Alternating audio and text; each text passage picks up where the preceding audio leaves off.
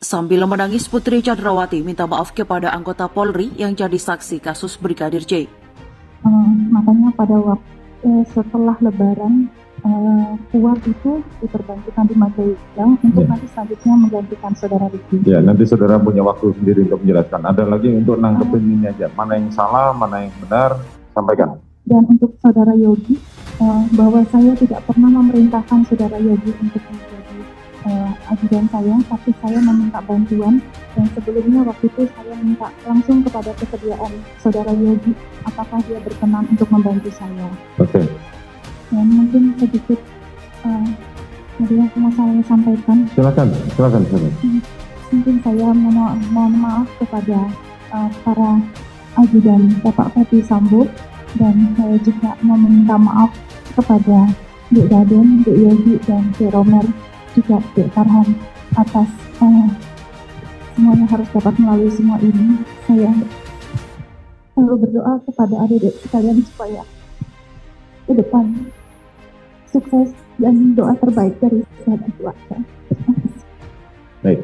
Sebenarnya apa yang dibicarakan pada saat itu sehingga terjadi eksekusi setelahnya. Nah, kalau di situ ada dugaan ataupun keterlibatan dari Bu PC, tentunya kalau kita konstruksikan sesuai dengan pasal 340 pembunuhan berencana, maka patut diduga bisa saja Bu Putri sebagai tersangka dalam laporan ini, ya. Namun dalam hal lain, dalam dugaan peristiwa pidana yang lain, ada hal lain selain ini yang patut diduga juga sebagai suatu perbuatan delik, gitu ya. Seperti contohnya membuat pelaporan palsu, lalu melakukan obstruction of justice, lalu melakukan pencemaran nama baik, lalu menyiarkan pemberitaan bohong yang menerbitkan keonaran di kalangan masyarakat sesuai dengan pasal 14 ayat 1 Undang-Undang Nomor 1 Tahun 1946 tentang Peraturan Hukum Pidana. Lalu ada juga dugaan peristiwa pencurian barang-barang atau properti milik almarhum.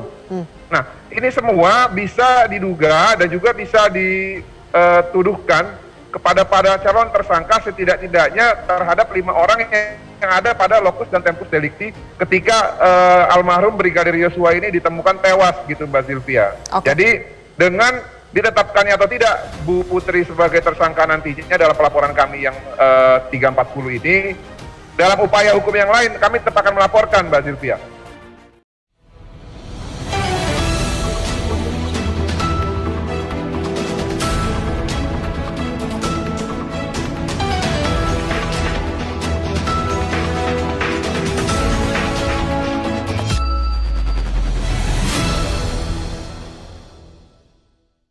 Terdakwa kasus pembunuhan berencana Nofriansah Yosua Huta Barat atau Brigadir J, Putri Chandrawati menangis meminta maaf kepada para saksi yang juga anggota kepolisian.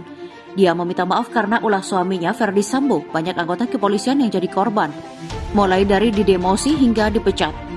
Semuanya mohon maaf apabila abang dan juga mas adik junior semuanya ini saya meminta maaf, dan untuk keluarga besar abang senior ini, ujar Putri di persidangan Pengadilan Negeri Jakarta Selatan pada Selasa 6 Desember 2022. Putri juga meminta maaf lebih dalam sambil suaranya bergetar menahan tangis kepada Cuk Putranto yang dia kenal sebagai koordinator asisten pribadi Ferdi Sambo, dan khususnya Mas Cuk sebagai kospri terima kasih dan saya mohon maaf, kata Putri.